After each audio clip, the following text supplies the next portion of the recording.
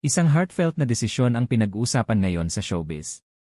Kamakailan lang, ibinunyag ng ating comedy queen na si Ai de las Alas na ibinebenta na niya ang kanyang mga engagement at wedding ring mula sa kanyang nakaraang relasyon. Ang dahilan?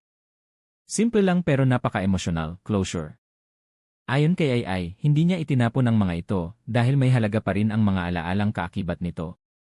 Pinili niyang ibenta para tuluyan ng maka-move on at magkaroon ng bagong simula. Paliwanag niya, hindi ito dahil sa galit o sama ng loob. Isa raw itong paraan para i-honor ang nakaraan, habang binibigyan ng daan ang kanyang personal peace at kasalukuyang kaligayahan. Ang kwentong ito ay isang paalala na ang pag-move on ay may iba't ibang paraan para sa bawat tao. Walang tama o maling proseso, dahil lahat tayo ay may kanya-kanyang journey patungo sa healing. Ano ang tingin mo sa desisyon ni Ai? I-share mo naman ang thoughts mo sa comment section sa ibaba.